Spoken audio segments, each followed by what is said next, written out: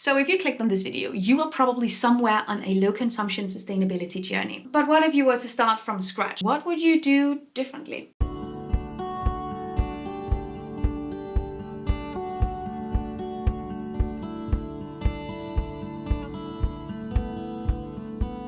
Hello everybody and welcome back to my channel. My name is Gita Marie. I talk about low waste living, zero waste, sustainability, and how as a consumer you can navigate in what is sustainable and what is not. In today's video, I would like to talk about what I would do differently if I were to start my sustainability journey now. I started my original sustainability journey from the zero waste perspective back in 2015. So there's certain things that I struggled with or that I found problematic or things that just didn't feel right or didn't work well. And overall, there was obviously also the hyper focus on plastics. Plastic is a big problem, don't get me wrong, but there are so many other ways that we can practice sustainability that doesn't involve this hyper focus to the point where you carry around a mason jar for all your unrecyclable junk. If we turn the clock back 10 years and I'm just learning about sustainability and how as a consumer we can make a difference, are there things that I would do differently?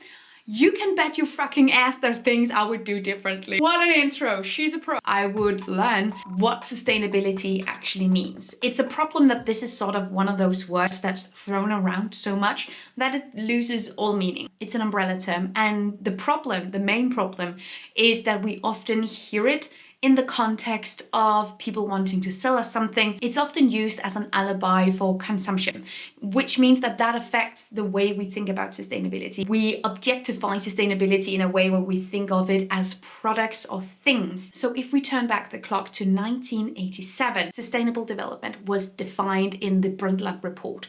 And overall, it is described as a process or a development where we can maintain our current needs without future generations losing the ability to fulfill those same needs. If you say something is sustainable, like if you're selling a product, you're marketing it as sustainable, you should be able to back up that the production of your product doesn't come at the expense of future generations' ability to maintain their needs. That is extremely difficult to prove. Understanding what it actually means can be really helpful. And being able to navigate through bullshit sustainability claims would by far be one of the biggest life hacks when it comes to starting your sustainability journey right. Not falling for every green marketing scheme would be really fantastic. I think it really helps to think about sustainability as a method, not a thing or a product. It is a way we use something. It's not an aesthetic. It's not something you can buy.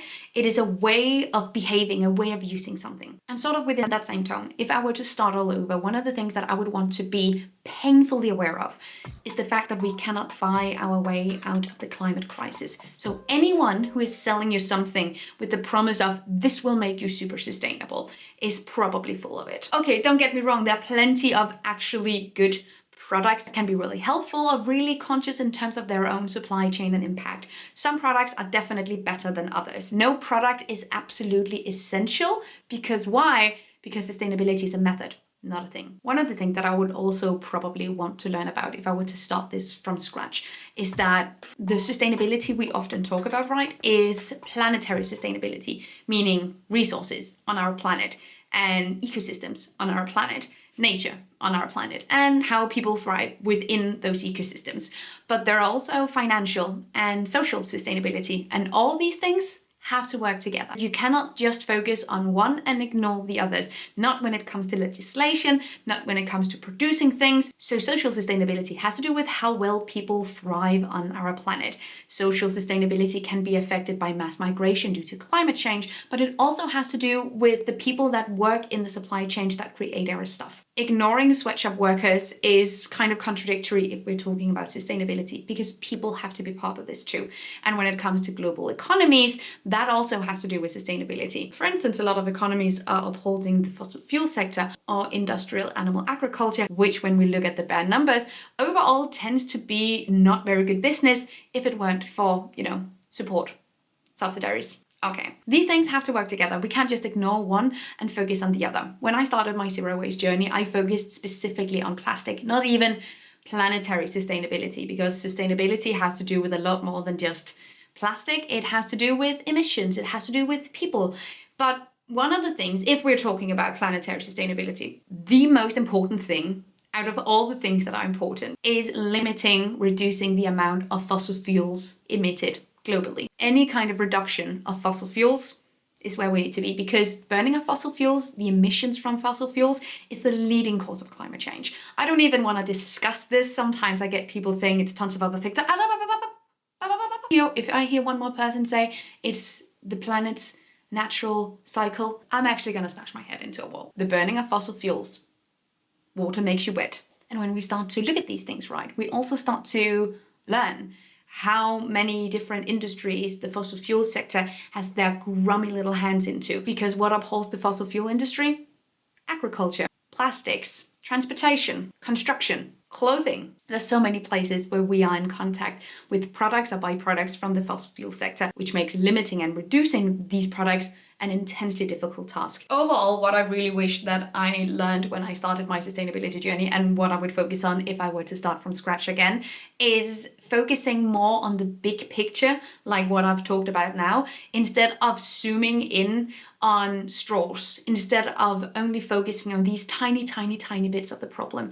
Because what happens when we only look at these tiny small things? Don't use a straw if you don't need a straw, right? And reduce single-use plastics as much as possible. Cool. We start to spend our energy on these tiny small things, and then we lose our breath. Then we burn out, and we burn out on these tiny details. What can really help us in terms of not burning out is having the bigger picture in mind, understanding the bigger structures in place, understanding our role and what we can do, and understanding that the pressure cannot only be on consumers, but also on legislators, also on the industry. Those things, those small actions, they also definitely have to be there, but they have to be there along with the big picture. If we only choose one, we end up suffocating ourselves. The zero waste community is in many ways based on the idea that what we need to primarily focus on is the individual carbon footprint. I would be aware, I would want to know that the individual carbon footprint, that idea of your footprint, my footprint, zooming in, isolating individuals and talking about their footprint instead of talking about industries and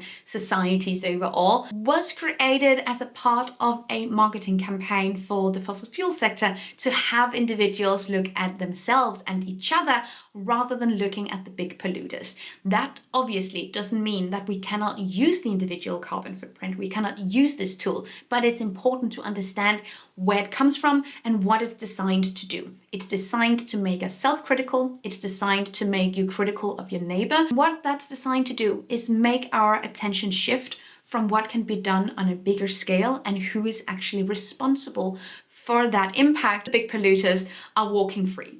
They're just sitting there so excited that we're criticizing each other instead of putting pressure on them. So excited, ecstatic. They are so happy about that. So if we are to use the individual carbon footprint, let's be sure to know where it actually comes from.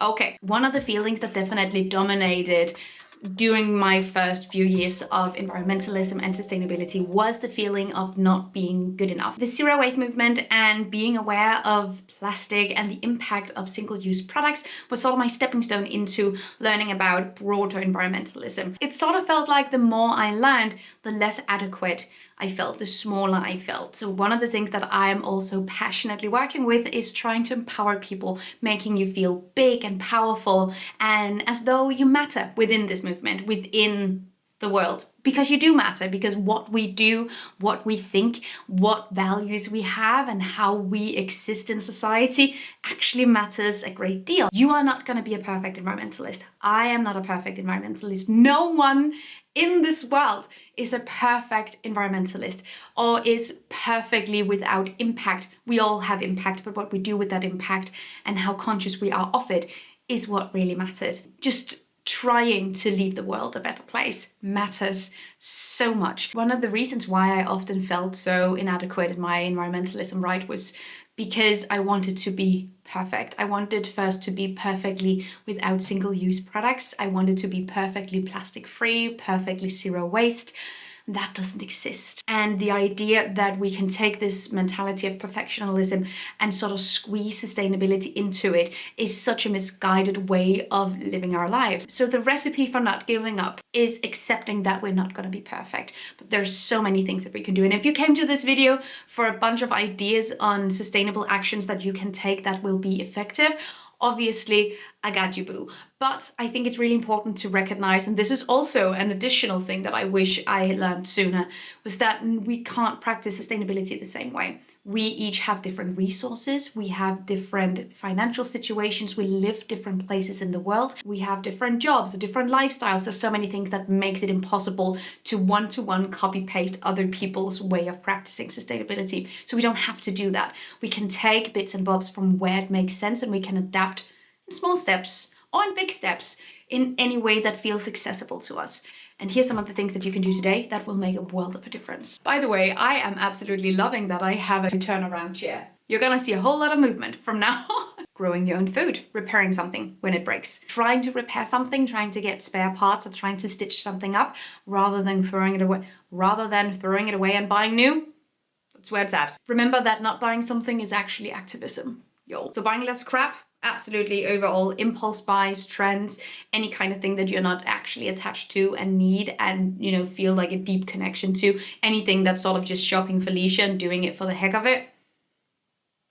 Eating seasonally, within reason. There are tons of variables here as well, which is fun to dive into if you're curious about it. Getting renewable green energy in the grid and taking public transportation. Thrifting rather than buying new, searching up local thrift stores, Facebook Marketplace, any kind of secondhand apps, choosing reusables over single use. Avoiding sources of plastic and microplastic pollution from our beauty products to our clothing, polyester, microplastic, glitter.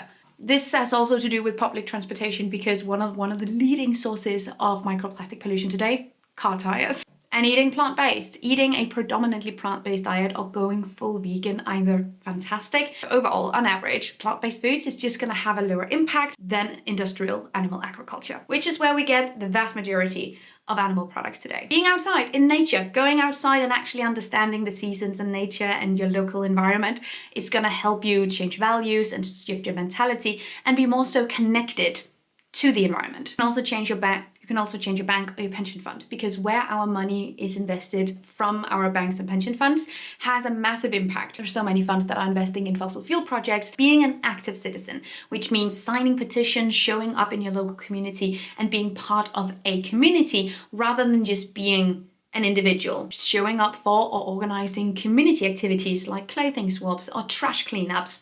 Boycotting massive brands and corporations. Support local businesses and avoid food waste. About 1/3 of all the food we produce is thrown directly into the bin. And recycling. This is the most low-hanging fruit. Find out what kind of materials are recyclable near you. Recycling is definitely not the only answer, and it's a great place to start, but it's a bad place to stop. Let me know if you want more beginner's tips, more detailed, more specific, small practical things that we can do. We can compile as many of these into one video as possible. Also really fun. Thank you so much for watching. Have an amazing day, and I will see you guys next time. Take really good care of yourselves. Until then, bye.